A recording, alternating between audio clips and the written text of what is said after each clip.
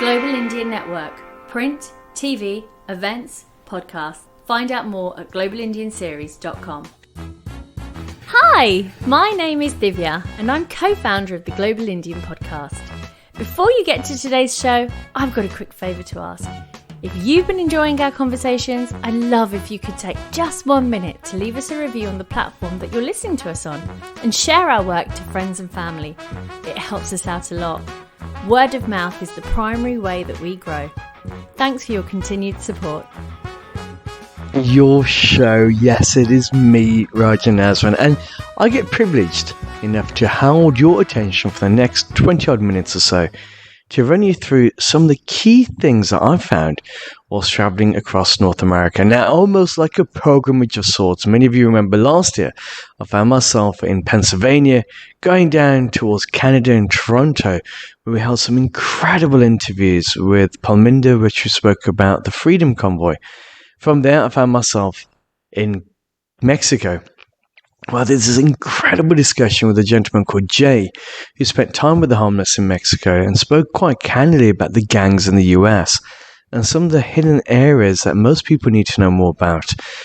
Well, this year, I found myself following in this new pilgrimage of sorts, finding myself again once more in Pennsylvania, and this time moving onwards and upwards towards Vancouver. But in this session, I thought it would be quite interesting for you to learn more about this incredible idea of religion and guns in the US, and more importantly, what it means for the 4.5 million people of Indian origin who call the country home, in this case the US. Now, many of you will know of the state Pennsylvania. If you don't, well, here's a very quick history towards something that I think is very remarkable. Pennsylvania was founded by William Penn. No, he wasn't American, as Americans will call him, but he was a Brit. He only spent over 4 years in Pennsylvania. But what shaped his ideas of this state was the understanding of Quakerism or Mennonites. And it's the idea of a form of Christianity that challenged the very foundations of what the state really holds itself onto. Now, William Penn was from the UK. He was the son of a general. And from a young age, it seemed, if you look up on his history, he really did see the world in a very different way. He saw that the globe, as well as all the brotherhood of human beings, belonged to the same creator. He fought for justice, and he turned around, and he said at the time to the Crown and everybody else that nobody should be persecuted for their religion, something that we probably heard day and day in, right the way across the globe, religious freedoms. But Penn took this a step further. He dedicated his life towards making sure that he could do that in action. He found himself arrested. He was in the Tower of London. And admittedly, I am skipping massive parts of this. So if you have got an exam on William Penn, this is not the podcast to be listening to. However, again, coming back to the Penn story. So this guy takes on big challenges. He decides one day to adopt his own ideas of Quakerism, which is against his own birth religion, which is of a form of Christianity, and he dedicates his life in this endeavor. He becomes very close to the king at that moment, and because of ideas and business dealings with his father from a long while back, the king eventually gives Penn a part in the US to say that this is his, as part of a bad debt deal. Now, again, I'm brushing over many parts of history here, but I just want to get you up to date here. So here's a guy fights for religious freedom, and he's now given this huge swaths of land in the US, which he calls Pennsylvania. Doesn't name it after himself, but he does name it after his father, who's William Penn as well. The ideas, however, that shape his understanding of this new place is the ideas of brotherhood. Many people know that you had the American Indians that were there at that moment in time, and especially in Pennsylvania, it was a Lenape tribe. So William Penn turns around to this Lenape tribe and goes, we can live hand in hand, and I'd like to buy this land off you, which sounds really simple, but that is a far stretch from what happened in other areas in the US, where people were ultimately forcefully removed or murdered in masses. So here's a guy who's adopted his religious beliefs. He's saying, look, we can live side by side together in absolute harmony. In fact, he takes this a step further and he starts to build up friendships with the Lenape tribe to the degree that he's able to sign treaties as if. Now, push forward many centuries, Penn's ideas about things such as the League of Nations, the United Nations, League of Brotherhood to avoid wars or unnecessary conflict become signed into history. But what this one idea did was reshape the notion of what it meant to be American. It's a gentleman that took an idea, a religious idea of Quakerism, to say all of us are equal.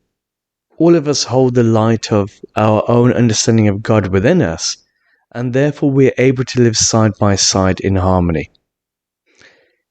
And also there was no conversions. So there was none of this evangelical approach whereby my way is the only way. So it got me thinking, after learning about Penn's history, about, well, how does this impact modern day America? Because when we look at the US, especially when you speak to people there, at least what I found, is that the idea of religion is such a staunch affair.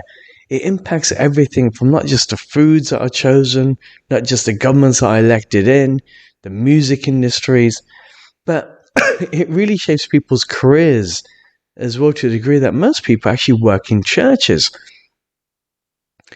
So I got into conversations at the bars, as you do, because it is research focused, I assure you, and started speaking to people about, well, what does America mean to them? I didn't take the opportunity to record the conversations because I felt at the time if I've done so, it would have changed the state of affairs. It would have changed the way in which people communicate openly and freely. But what I found was incredible.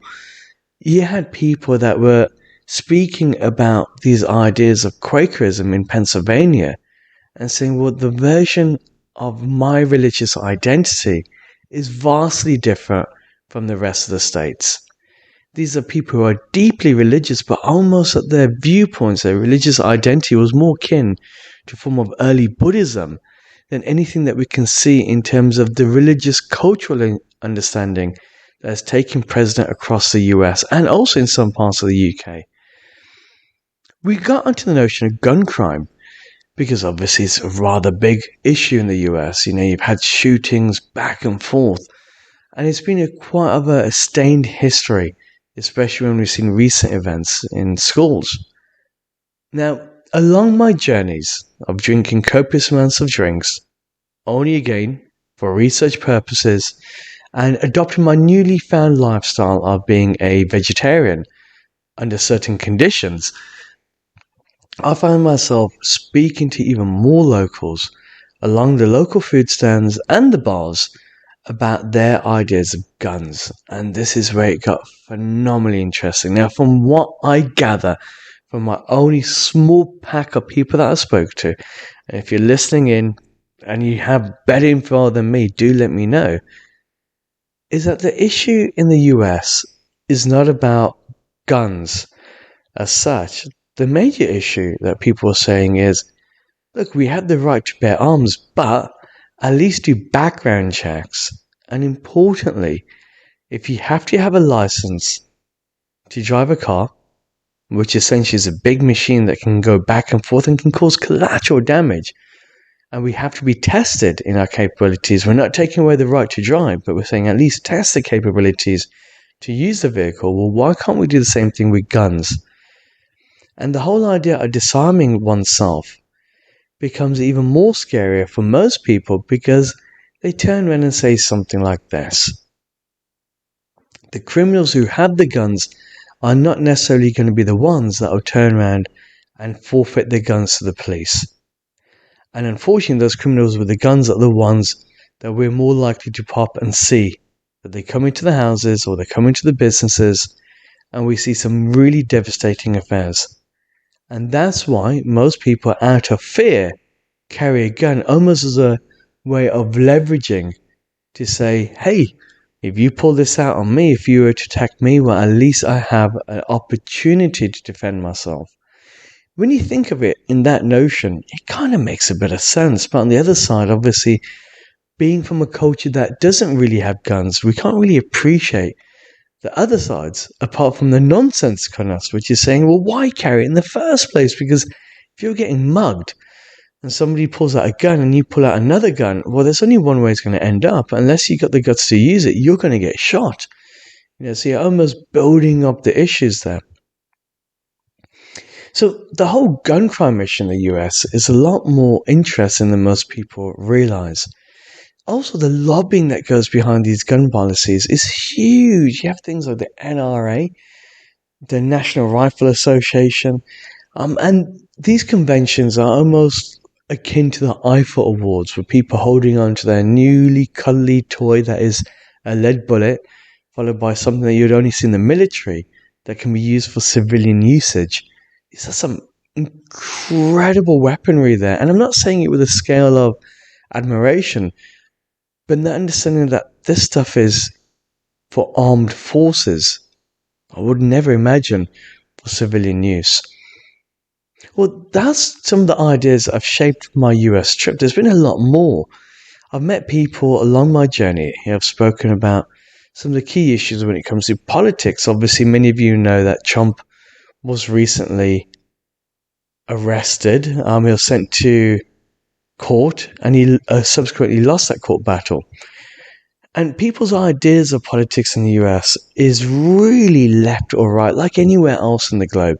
It seems in the UK, if one talks about politics as Labour or Conservative, if you're in India, well, that one makes itself quite clearly known.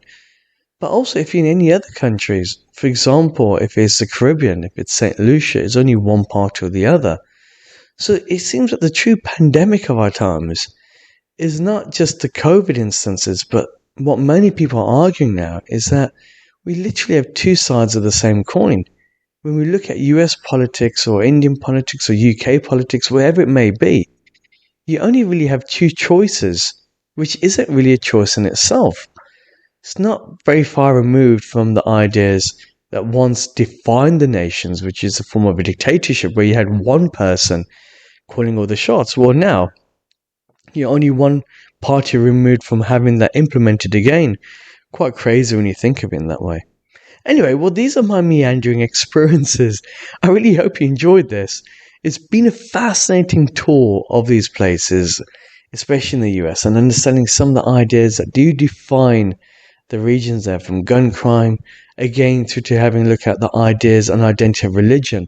And I would say, if you are interested, do pick up a book on Quakerism or on the Mennonites, because the historical ideas of what shaped them and their religious views is something, again, that is much more closer akin to a form of early Buddhism, where their beliefs do rely upon having religious freedom, of everybody having a divine spark, regardless of their faith, regardless of gender, and importantly, saying that the understandings of their version of Christianity comes from the actions of Jesus Christ, rather than just the words of others preaching.